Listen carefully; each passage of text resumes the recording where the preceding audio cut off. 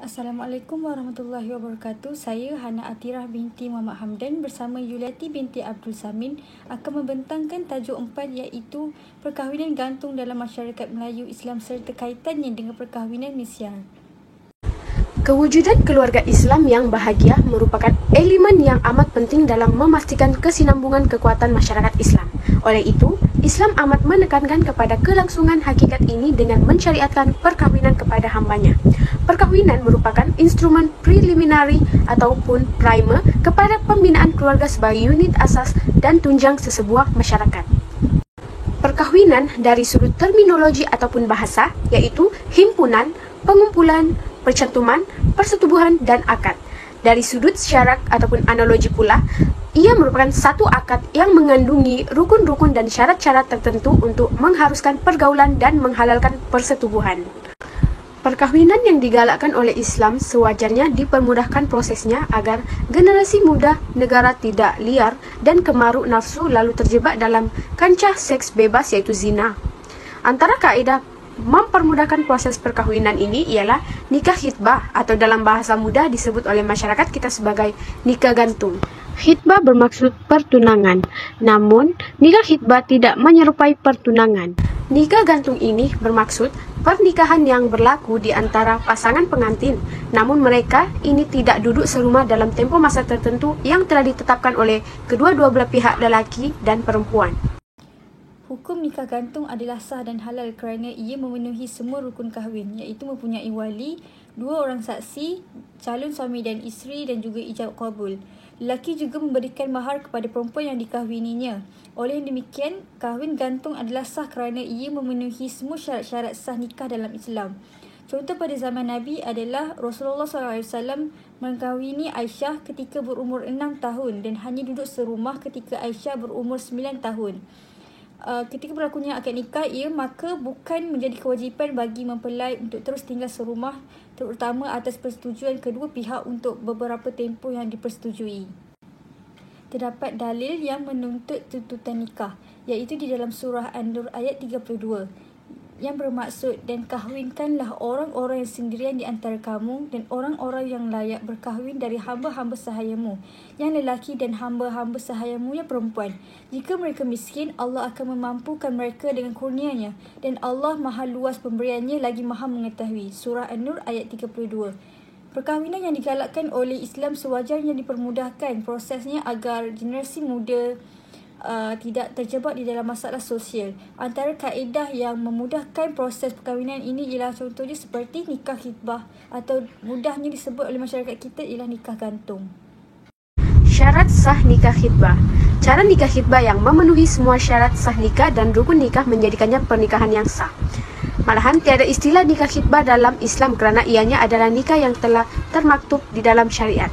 Nikah khitbah mematuhi rukun nikah seperti pengantin lelaki, pengantin perempuan, wali, 2 orang saksi lelaki, ijab dan kabul. Manakala syarat sah nikah khitbah ialah suami dan isteri, wali dan saksi, akad ijab dan kabul, hantaran yang ditetapkan, serta mas kawin yang ditangguhkan.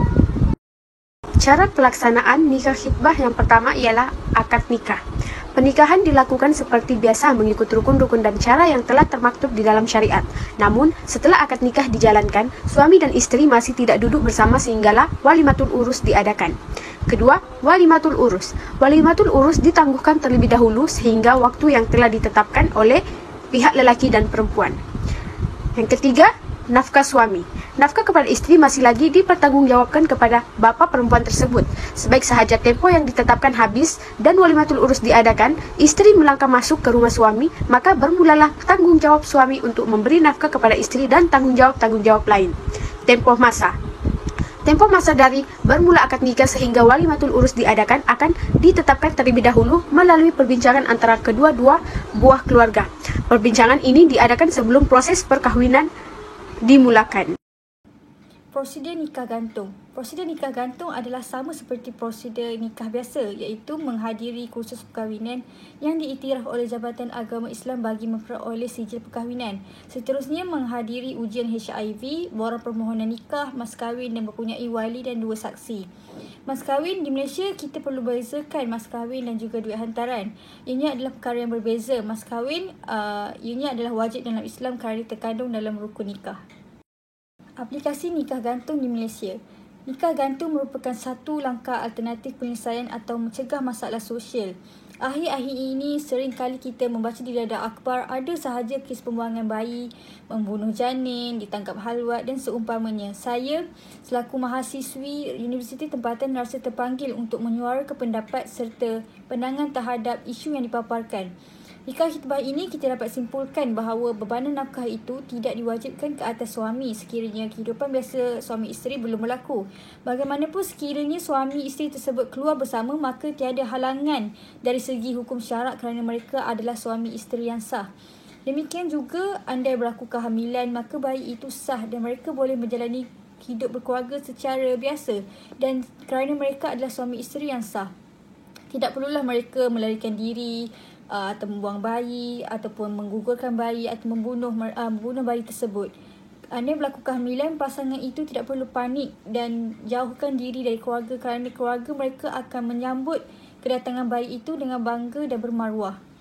Jadi sepatutnya Jabatan Agama Islam sepatutnya memberikan pertukan kepada pasangan muda yang ingin berkahwin kerana ia merupakan perkara yang dituntut oleh agama Islam dan ia dapat mengelakkan mereka daripada masalah sosial yang berlaku di Malaysia. Nikah khitbah dan nikah misyar merupakan suatu konsep yang masih asing dan samar kepada majoriti daripada ahli masyarakat kita. Proses nikah gantung atau nikah misyar adalah sama. Semuanya harus mematuhi syarat-syarat sah nikah. Namun, perbezaan nama tersebut timbul disebabkan cara upacara nikah berlangsung atau cara hidup selepas nikah. Contohnya, dalam nikah khitbah, suami isteri tidak boleh melakukan persetubuhan, manakala suami isteri yang menikah misyar pula boleh melakukan persetubuhan.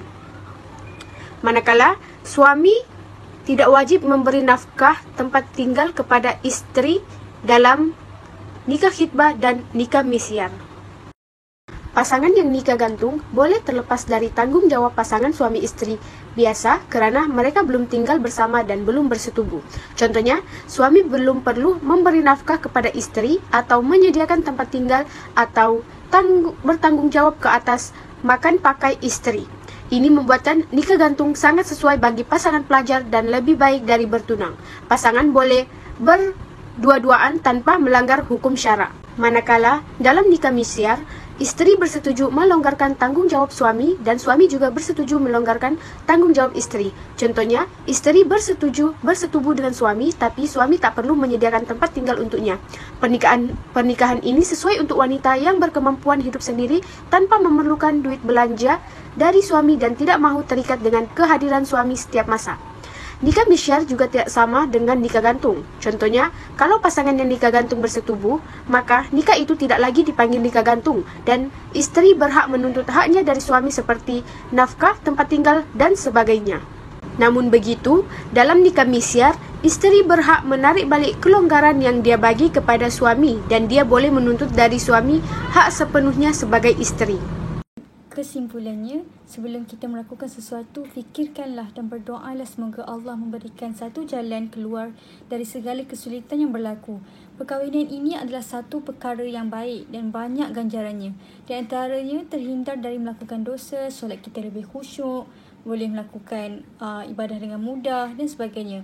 Firman Allah yang bermaksud, dan di antara tanda-tanda kebesarannya ialah dia menciptakan pasangan-pasangan untukmu dari jenismu sendiri agar kamu cenderung dan merasa tenteram kepadanya, dan dia menjadikan di antaramu rasa kasih dan sayang. Sesungguhnya pada yang demikian itu benar-benar terdapat tanda-tanda kebesaran Allah bagi kaum yang berfikir. Surah Ar-Rum ayat 21.